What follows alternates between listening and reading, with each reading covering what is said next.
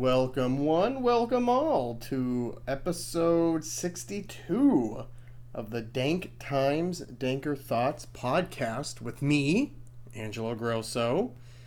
And on this episode, we're going to spend some time on something that's near and dear to my heart, which is journalism. Journalism has been a major love of mine ever since I was a child. And in the household I was raised in, we watched the news almost every single day. And we got the newspaper every morning. And although I only looked at the sports and whatnot, I always made sure to read the front page.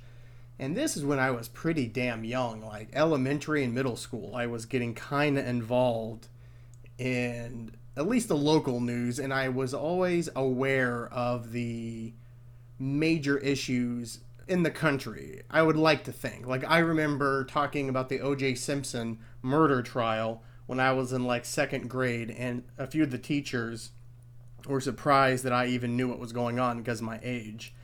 But I've always been like this. I've always kind of been engrossed in what's happening around the world. And I, of course, looked up to journalists, primarily the, 5 o'clock news anchors.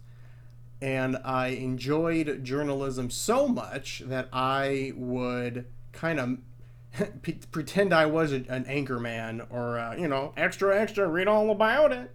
Like a newsboys back in the fucking 30s and 20s, and they would just stand outside and yell, extra, extra, What was that musical that Christian Bale made when he was a kid? Newsies? Yeah, that shit was the best. So anyway, when I got a little older, I started to take journalism history, media history, marketing, advertising, a lot of those kind of classes I started to take in high school, and inevitably it led me to my degree in college. But before I kind of go into my personal history with all that, let me just back up here and state that I've been asked by some friends and families and other listeners, more often than not, it's a positive question. Angelo, where do you get your news? Because I tend to report on the news in a style that, I would say most people like. Then again, I guess if you like my ramblings and my podcast, you probably like my views and opinions, or you find them comical. I do not know. However, I can kind of rattle off to people here what journalists do I respect and do I count on? What news sources do I get my stories and data from? So I kind of made a quick list off the top of my head here. So if you guys do like the news to kind of look at, both parties in government equally, they don't look to spin news. They don't try to get dramatic. Not everything is a opinion piece or a puff piece.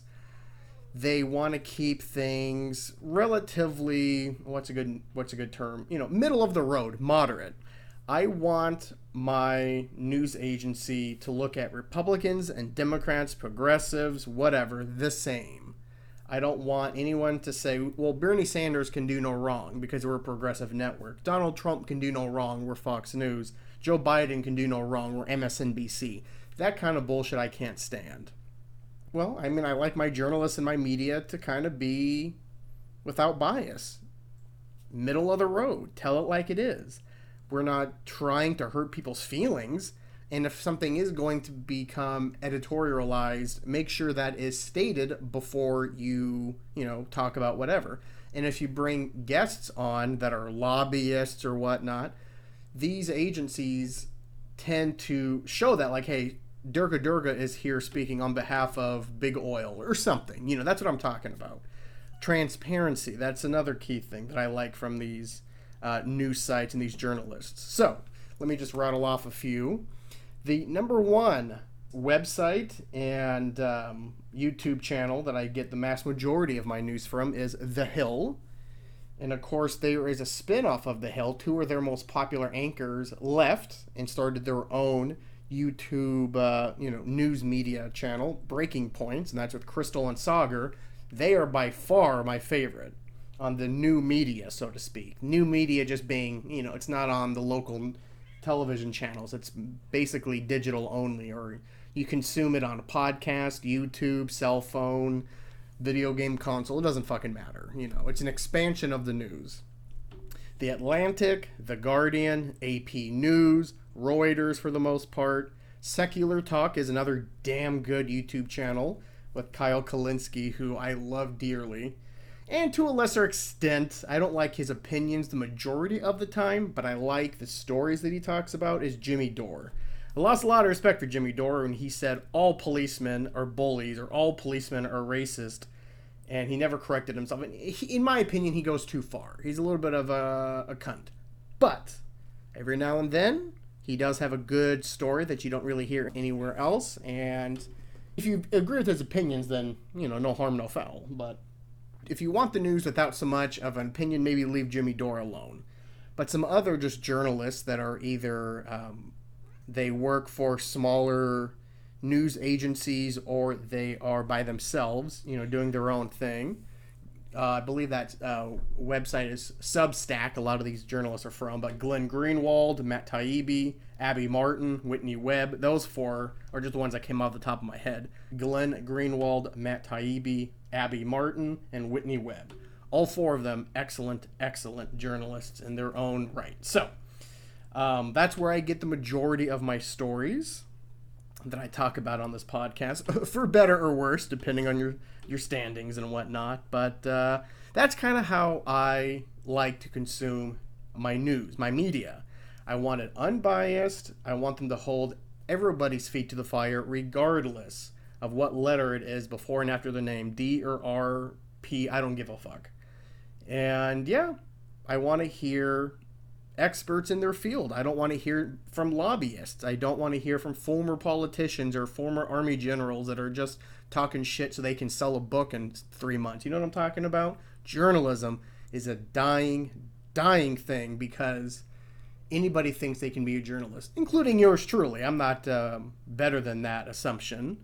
I at least took 3 years of journalism classes and actually worked for a newspaper for 6 months. So I at least have the foundation of journalism, although I never actually stuck with it. Obviously, I work for the music industry, and I do this podcast on the side, so I am not a journalist that I'm aware of. But anyway, speaking of my own personal history, let's kind of dive into Angelo and journalism. Bipolar relationship. I know, LaFonda, buckle up. So let's see where to begin. Probably a good place to start would be when I was a freshman in high school. I took a civics class, and I was surprised at my immediate love of the class, and it became one of my favorites. Now, the teacher was, a libtard, and I think that helped shape me, for better or worse, for the first couple years of my higher education life, because I thought that was the only viewpoint to have. I remember one time he brought in a special ed couple to talk about what it's like to be special needs. I believe both of them were in wheelchairs and could not get on with their, walk or move on their own, but it was a very eye-opening experience. I remember it made a lot of the kids in the classroom very uneasy, and a few of them had to leave. But I found it astounding. I think that's when I started to break down some of those walls around me, and I thought, not everyone is like me. I remember he would play us news from around the world, so I got to see how the news was shown in, BBC or French or Japanese, obviously with subtitles. But then again, he would go overboard every now and then, and he would show a video of a slaughterhouse, and you would see, hundreds and hundreds and hundreds of chickens getting killed or euthanized. The teacher would be crying, and he would pause it and say, "Now I want you to watch this, and you tell me that those turkeys or chickens don't sound like they're yelling help before they get beheaded." It's bullshit like that, And so he was trying to push that shit on us a little bit, but that's kind of how I thought you had to be. He was an adult. He was a teacher. He also, that was later when I was a senior, did he take us to a prison to talk to inmates. But anyway, so when I was a freshman, that was my first major class dedicated to the news, dedicated to the civility of the news, the importance of open debate about things. We had class discussions about everything: gun control, abortions, euthanasia, you name it. And this was, the year 2000. So this is right in the middle of the presidential election between Al Gore and George Bush Jr. And I remember a couple weeks leading up to what turned out to be a couple weeks longer for waiting, but we thought we were going to find out the winner within a week or two. And of course, if everybody remembers, that election took forever to wind down. LaFonda, that's my joint, not yours. You don't want marijuana. I got some catnip for you, girl. Calm down. Just trying to bogart my shit here. I know. Anyway, and I distinctly remember when George Bush conceded and Al Gore said he won, and then they went back and forth. I remember that we had a lively discussion during that break in between winners, and we had a show of hands who thought Gore won and who thought Bush won. And besides the teacher, who we've already established was a liptard, it was me and this other woman who later turned out to be a lesbian. I'm not sure that means anything, but her and I and the teacher were the only ones that said Al Gore won. And everyone made fun of us. But my teacher said that he was proud that I didn't back down, and I actually talked and I made fun of those people, and I brought up key issues instead of just saying, well, my parents think this, or they just would regurgitate shit they heard on the news. And so that's kind of when I developed a sense that I wanted to do a level of journalism or some kind of media work for a living. And so for the rest of the high school years, I didn't really here's where I messed up. My high school years were mostly spent on me trying to get laid, trying to get drunk, trying to have a good time, trying to, just fuck around. I was young and stupid. What's the saying? I was young, dumb, and full of cum. That's pretty much me. And from the year 2000 up until, I would say a handful of years ago. But I remember a couple teachers asking me, why don't you get involved in the school newspaper? Why didn't you get involved in school politics? And I thought, well, that would cut into my party time. That would cut into my friendship time. That would cut into my video game time. That would cut into my me time. All I wanted to do, again, was to party, chase women, and drink. That's all I wanted to do.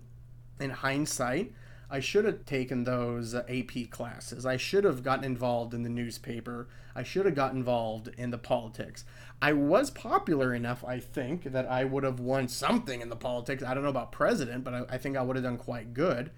I don't know about the newspaper, but at least I think I could have tried, because my other burgeoning hobby in those days was writing. So I had journalism and creative writing that were two of my loves. I love to read, I love to write. So I was always told that I was a gifted writer when it came to fiction, but when it came to actually writing about local news stories or whatever major story was in the news, I would take my imagination that I would use for my fiction, and I could somehow turn it into the importance of talking about the issues at hand. At a very young age, I discovered this, and the teachers and later professors backed that up. And they always said that I was a gifted writer, albeit I like to write way too much. I don't think it just shocked people that I like to hear the sound of my own voice. It also goes the other way. I like to read my own words. So it later would bite me in the ass when I was working for the newspaper, which I'll get into later, of course, but, my editor would say, write this puff piece and don't go longer than 300 words. And, of course, me, being who I am, I would write like an 800-word piece and turn it in, and she would yell at me, and I would say, quite sincerely and seriously, I tried, but I couldn't get it down lower. It has to be whatever word number it is. And she just looked at me like this dumb son of a bitch that's full of narcissism, and she was not wrong at that time. But anyway, I went off the rails there a little bit. So yeah, I learned that I was able to read a piece in any kind of major newspaper, such as the New York Times, Washington Post, Seattle Times, and whatnot. I could take out the structure of the piece and take out what the actual story was about, filter out the editorials, the nonsense, the clickbait shit. I learned at an early age how to do that, and so that's where I think my journalistic writing got better and better and better because of those steps. So anyway, graduated high school, didn't really give a fuck about the future beyond the next party. But because my sister and my mother both were on me about college, what was I going to do about college? More so my sister. I said, well, I know what I'm good at. I'm good at writing and I'm good at journalism. And if I can combine the two and be a journalist or do something around that, I even thought about, what is it called? Copywriting. I thought about becoming an English major. I thought about creative writing. As long as it involved writing and the journalism, I was on board, and that's where I knew my strengths were. So that's kind of was my mindset the summer before I went to community college, Green River. So right away, I started to take as many writing classes as I could. Unfortunately, Green River didn't really have much in terms of a journalism or media studies program structure, I should say. They did have a pretty popular radio station, though. That was the closest they came. So I did take the media classes they made available for radio because it could be transferred to universities. So, but besides that, I didn't take much media classes at Green River. Instead, I took almost every single writing class that I could. Poetry. I took the obvious creative writing. I took every level of English and reading classes. And I even took, was that at University of Washington? Or was that Green River? I remember taking Eastern European writing, or is it just straight Russian writing? I don't remember, but I remember I took an Asian literature class, Russian literature class, and a third one I don't remember. They all start to go together. Because at a certain point at Green River, I basically had 6 months to waste. Meaning, long story short, when I went into Green River, you had to take the entrance exam so you get placed in the proper level of classes for math, reading, and writing, okay? I placed above average, like borderline the best you could do for reading and writing, but I was placed in basically special ed math, and they had never seen that before. They made me take the test 3 times, and I got the same results every time. Special ed math, highest we got for reading and writing. We've never seen this shit before. This guy may be Aspergery, who the fuck knows. So, because my math had to catch up to everything else, I finished the prerequisites for a transfer in every other category besides arithmetic. So, I had to take 2 more semesters.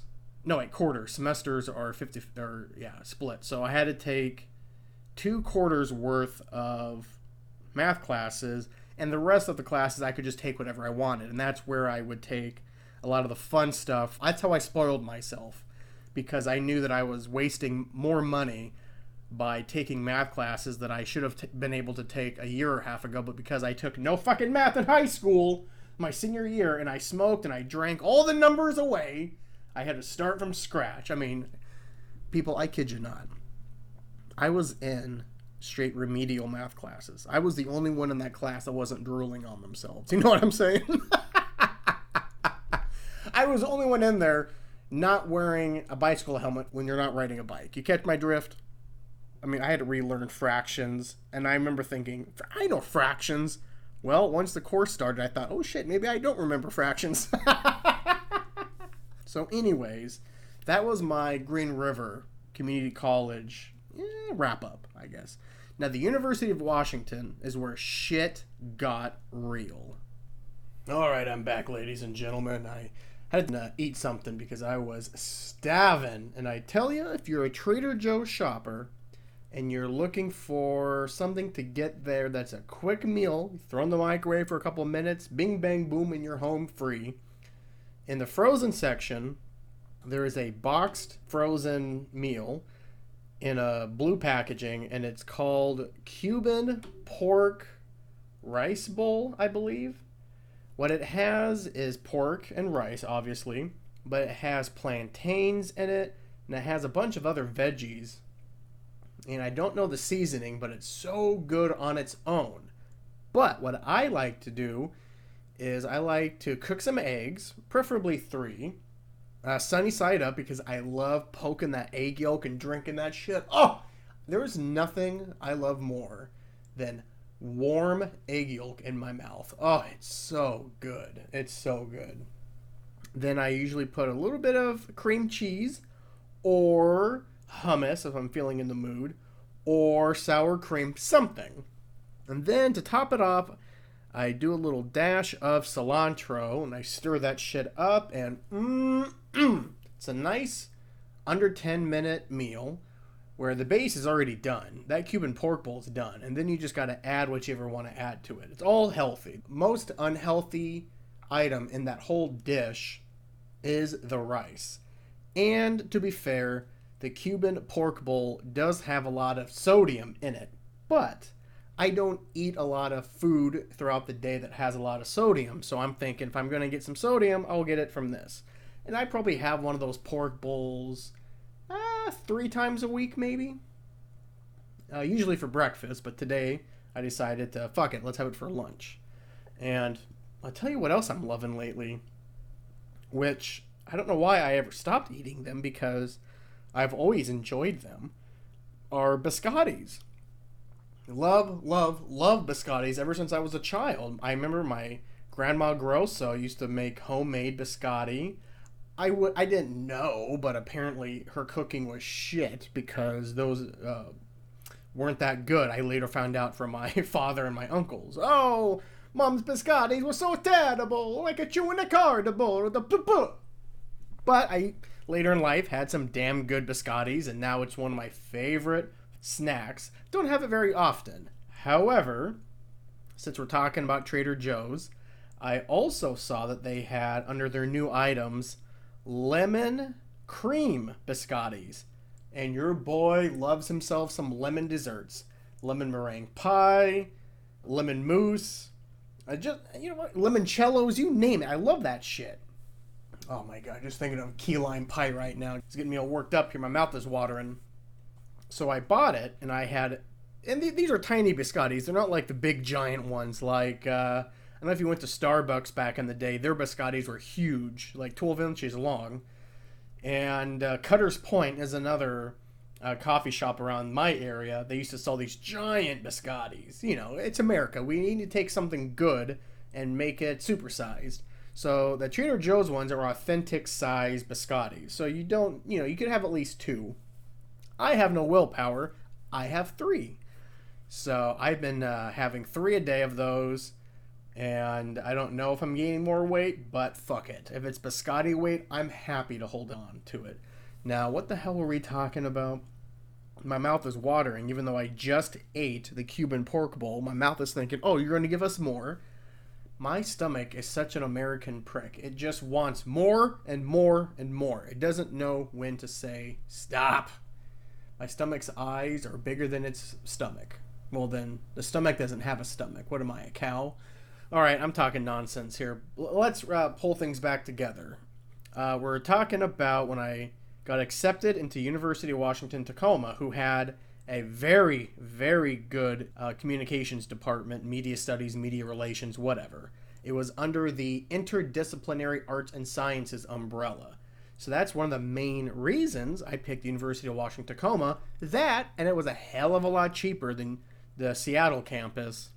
I know they had a Bothell campus, but I didn't want to drive all the way out to Bothell. Even though I had, I think, 2 friends at the time that were there. I knew nobody at University of Washington, Tacoma, but I said, fuck it. I'm there for school now. Because, you know, my 2.5 years at Green River, I was still partying and still, you know, having a good time. But once I got to UW, I decided, okay, you can still party and everything, but let's do a little bit less. Let's focus on what's important. Let's focus on getting the hell out of college, because I already saw how much fucking money I was indebted. I saw what my monthly payments were going to be. I saw the interest rates, and I thought, good fucking God, I got to get out of this fucking quicksand of bullshit here. That's really what is higher education in this country is. It's a scam. But so anyway, I immediately took the intro level communication classes. My first year there, I really formed a nice educational friendship with a lot of kids that were taking the same classes as me. And more importantly, I was getting to have relationships with some of the professors, including the one, let's just call him Bill. I think that actually was his name, but fuck him, he's probably dead now, the fat fuck. And I started to be able to stay after classes with a few of the other students, and we'd shoot some shit with him. We'd like to just listen to him because he would have great stories about what he used to do before he was a professor. He was pretty high up executive producer at ABC Sports. So he would play us segments or shows that he produced, helped edit, or you would see him interview people at times. His last major news story before he became a full-time professor was covering Yao Ming being drafted out of China in the NBA and coming over to the Houston Rockets. He spent something like 4 months over in China with ABC Sports, and they did this big fucking thing. And I don't know if he won any awards, but it was a big deal. And after that, he didn't retire, but he kind of was like, okay, I've done this for a couple decades. I'm going to go teach at a college near my home. His wife just had kids a couple of years ago at that time. I think they were under 5 years old, and he just wanted to be closer to home and be with his kids. And so he was the head of the department there, and then there was 2 professors under him that I also got pretty close with. It all started off swimmingly well, but as you can tell by the sound of my voice, it did not stay that way. So after my first year, I felt pretty comfortable in the decision that I made in getting a communications degree with a emphasis on media studies, media relations, and of course journalism. So when my second year started, I started to take more niche classes specifically for those 3 things: media relations, media studies, and journalism. Now the media relations class was my favorite one because I got to pick a new and upcoming media conglomerate or media company and spend the entire quarter investigating it and writing this very in-depth thesis paper about how did it get there, what is it currently doing, and what is the future of the product. And I even was able to talk to some higher ups in the company. Now this was right in the middle of the economic crisis of 2007 and 8. I don't remember what year it was. I know I walked in graduation in 2009, so this may have been 2008 is when all this happened. So that company that I covered for an entire quarter and I actually talked to some of the higher ups through email was Netflix. Back when they were in Los Gatos, California. That's where their headquarters was at the time. Now remember, this is 2008, so what, 14 years ago or whatever it was? 14 years ago? Am I good on math? Yeah, 14. 13 years ago, it doesn't matter. It was a long time ago. And I love doing that. And I also took, with the same professor that was teaching that media relations class, she also taught a writing course. And what we had to do was cover a group of people that use some kind of culture or tradition or ideology or belief as a guiding force in their group, their hobby, what have you. And I picked nudism because that's a whole other story. I could do a whole podcast on my experience with the nudists. But the point being, I was well on my way into graduating. I had followed all of the curriculum as it needed to be followed. I checked all the boxes. Everything was going well. So the last 6 months usually were spent doing one of 2 things. You could either write a giant ass thesis paper, which I did not want to do. You could do a hands-on experience, do an internship, if you will, which is what I ended up choosing. Now, this is where things started to go off the rails a little bit.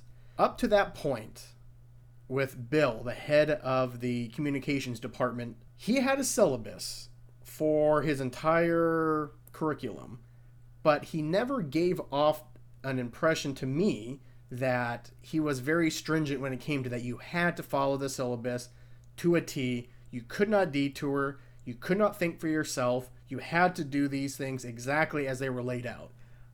I had known this guy for almost 2 years up to this point. I had known how he teaches. I have known him on a personal level.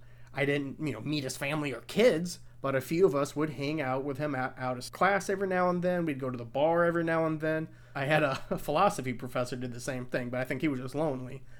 So I thought that because I have such a rapport with this Bill gentleman, I thought, well, let me get a running start on the internship. Let me surprise him. Because if I followed the syllabus, I still would have had to have wait another quarter before I could start the internship. And I wanted to surprise him and get it done early. Let's show how serious I am. Let's show my gratitude for everything that he and the other professors have done. That was my main focus. It had nothing to do with showing off, being cocky, being a narcissist, not following the rules, wanting to be a rebel. Durka, durka, durka, durka. Had nothing to do with that. So what I did was I spent a couple weekends trying to basically get hired at a number of local newspapers. The Renter and Reporter almost hired me, and the Seattle Times didn't almost hire me, but they kind of put me through the ringer regardless. So what happened, when I say hired, I mean a free internship. I wasn't getting paid here. And so I know get me started on unpaid internships for young people. It's just it's slavery, really what it is. Let's pull the Band-Aid off right away. That's what it is. But anyway, who ended up hiring me was 3 newspapers that were getting run out of one office building in Issaquah. It was the Issaquah Press, the Maple Valley Reporter. Is that what it was? Maple Valley something. And I believe Newcastle had a small paper. But the Issaquah Press was the major newspaper that I was working for, but I also would do other stories for the other 2 newspapers. And so I did a couple of interviews, I met the team, and that was when I decided that I did not want to work in a newspaper because I was so excited to show up. And when I got there, I had never seen so many depressing, overweight, acne-riddled, lazy, angry people than I did at that small office in Issaquah. My main editor, she was the meanest bitch I've ever had to work for. So I learned early on this wasn't for me, but I was still thrilled to do it. I was still excited to be a journalist, to actually go interview people, take notes, write up pieces, turn it in, edit, take pictures. They even had me doing that because they only had one photographer for 3 newspapers, and he sometimes didn't want to show up to a story. So I told him I would take my own photos and leave it up to him. And I don't know if this is still the case, but I know up to a couple of years ago, the last I checked, if you go to the Issaquah Press and type in my name, you would still see the dozen or so stories I wrote in about 6 months there. The first couple of months, I didn't write anything. I would follow these beat writers, basically 3 of them, around Issaquah and Maple Valley and Newcastle and even Sammamish. And I would follow them, I would shadow them, I would follow up with some of their stories, with some of the people they were interviewing. So I was kind of a grunt for the first month and a half or 2. But by then they said, okay, he's good enough. Let's send him out to do some puff pieces, road closures, community updates, something to do with the school. Oh, the local school is having a bake sale, that kind of shit. So I did that for about a month. About 3 months into the 6-month internship, they let me write stories. They would still find them for me and they would send me out. And so that's basically what I did. I was a freelance journalist for that newspaper for about 2 months. They would give me the story and they said, you have to get it in, on this X date with this many words, blah, blah, blah, blah, blah. And I always prided myself on getting right to work, turning it in early so there was ample edit time, and I was never late. I've already talked a little bit how I like to turn in, 1,000 word stories, even though my limit was like 400 to 500. I like to hear myself talk, and I like to read what I wrote. You know what I'm saying? I am a narcissist at that level to a degree. And, if we can leave the history lesson for a moment.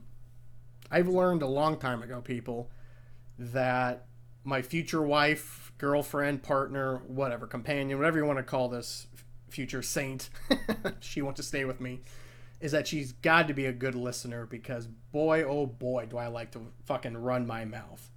I will say that my listening abilities have progressed leaps and bounds over the last couple years because I have not been a good listener.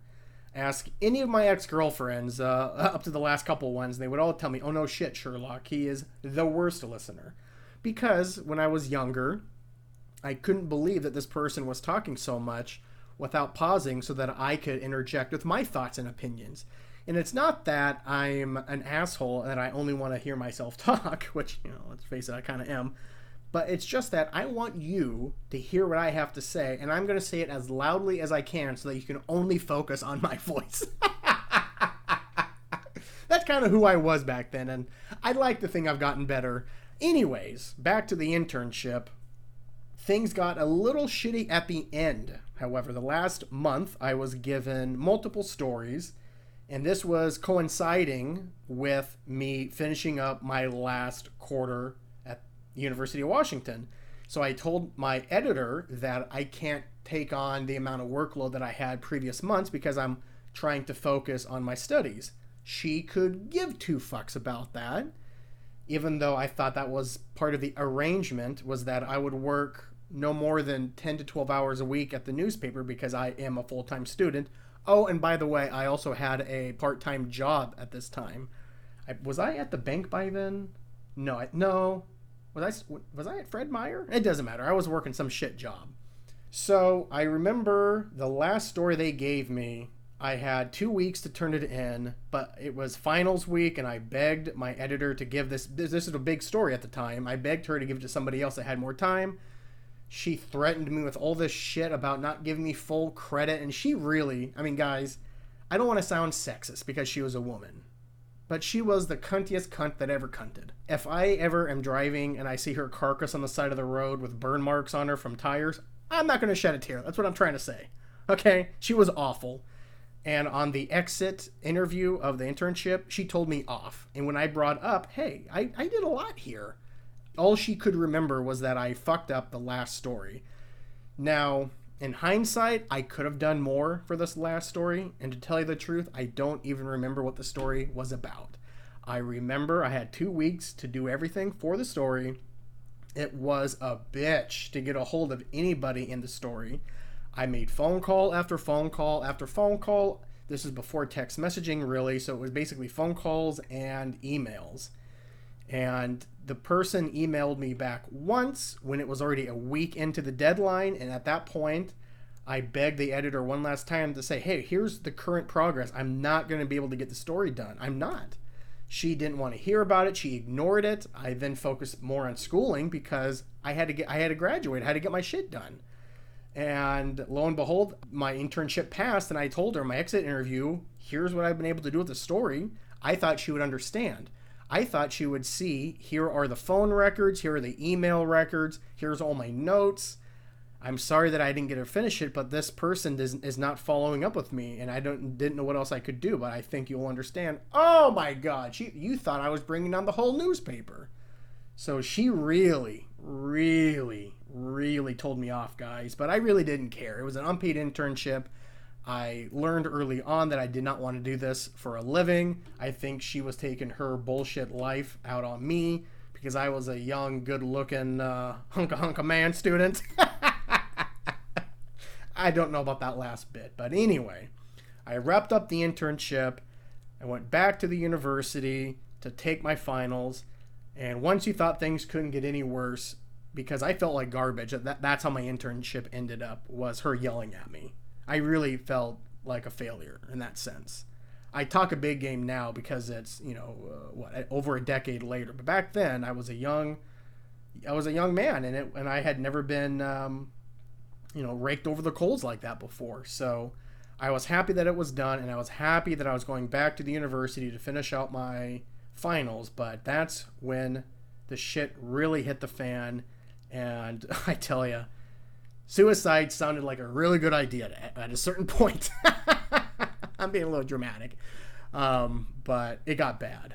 So upon returning to school, I turned in my internship paperwork, and the next day I got an email from Bill, the head of the department, saying, you need to come into my office first thing today. And I wasn't supposed to go in to school that day. I had no classes scheduled. These were final times. Basically, you could show up to take the final whenever you wanted. Some of the finals were online. Some were easier. So I drove out to Tacoma and sat down with them thinking this is part of the internship process, you know, a final statement. I don't know. I stopped and got a latte, and I stopped and got something to eat. You know, I went at my leisure because it really didn't sound like anything major. So I knocked on his door, and in a very gruff voice, he said, come in. And he looked at me like I was some kind of pedophile, rapist, mass murderer. And just the way he looked at me almost made me fall backwards out of the room. I distinctly remember that. I almost lost my balance, and I felt dizzy, like I was experiencing vertigo. Just his glare at me. And again, this guy was just a professor, mind you, but he was the head of the department, and I'm not going to call him any kind of educational father figure, but I looked up to this man. I respected this man. I wanted to continue my working life, hopefully with this man. There was rumors, pretty substantiated rumors, that he was being called back into ABC Sports to cover the upcoming Beijing Olympics because of his work in China with the Yao Ming coverage. And he remarked near the end of the quarter about maybe taking some students with him to shadow him. And I, of course, came in my pants, and I thought this would be a dream. And I'm not going to lie, walking up to his office, I thought maybe he wanted to talk to me about that. And so when I was greeted with this horrific glare, and I almost threw up, I realized something horrible had happened. Something bad happened. What was going on? So I sat down, and I put my latte on the table, and he immediately laid into me like this was wartime, and he had a knife in his mouth, and I was wounded and halfway dead, and he was just cutting away.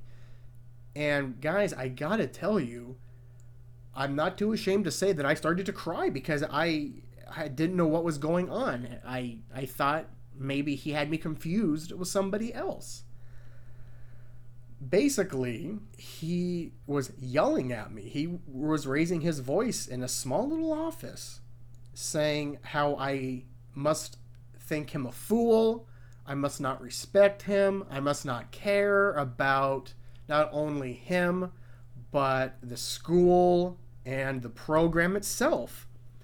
And before I could get a word in, because I gotta tell you people, I was at a loss of words, and my mouth was very cottony, and all I had was a hot, milky latte, which surely wasn't going to help with my dry mouth. So after what seemed like an eternity, but really may have only been a couple minutes, I asked him, I don't understand what this is all about. I really don't know what's going on. And he said to me, you did this internship completely on your own without my approval. And it took me a minute. I said to him, oh, I didn't think it was a big deal. I'm sorry, or something to that extent. And he started yelling at me again. You didn't think I'd have to approve this? What makes you think you could do something like this on your own? How dare you not follow the syllabus? You're just cocky, you're narcissistic, you have a lack of respect. And he just... And again, people, outside of friends or family, I have never had someone I look up to tell me off like this. And whenever I tried to defend myself, and I told him that wasn't my intention. I wasn't trying to show off. I just wanted to get a head start. I wanted to finish it. If anything, I wanted to show him that, hey, you could count on me. I got this shit done early. And I picked a pretty good one. But all he was focusing on is that I did not get his approval. Now, a decade or so later, looking back, I can understand his frustration, but he absolutely could have handled it better. He basically made me shit myself. Okay? And then, which was a coup de grace, he threatened this multiple times into this berating. He threatened to kick me out of the program so that I would not graduate. He threatened to throw me away. Like I had just wasted the last 2 years of my life, and not to mention the financial investment or the personal time. He knew that I loved his classes. He knew that I loved this work. He knew that I loved the program. He knew this, surely. And he still said that to me. Now, again, in hindsight, I would just get up and punch him in the fucking throat and hold his head out over the window and say, "You do that. I'm coming to your house, bitch." I'm kidding. That's the Guido in me. But then I would think clearly, and I would talk to him, "How dare you say this shit to me?" But when I was 20 or 19, however old I was back then, at what this man is saying to me, not graduating, you're going to kick me out of the all this time and effort. And that's when I started to cry. And I was like, I don't understand what the problem is. And he said, that's the problem, is you don't understand the problem. The fact that you got a fucking, he didn't say fucking, but the fact that you got a coffee shows you were in no rush to get here. And again, he already had his mind made up. And I was trying to explain to him, I had no idea what was waiting for me. Obviously, I would not have stopped and got a latte and so leisurely walked in, because I had no idea what to expect. Again, he should have said something in the email saying, you need to get here as soon as possible. I am not okay with what's going on, or you messed up something so I understand. Oh shit, I gotta go.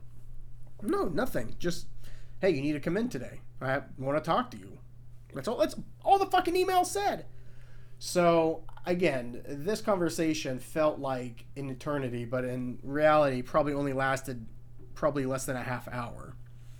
But I surely thought I was being kicked out of the program and kicked out of the school for doing something that I still couldn't wrap my head around as being wrong, because the only thing I didn't do was get his approval for the internship.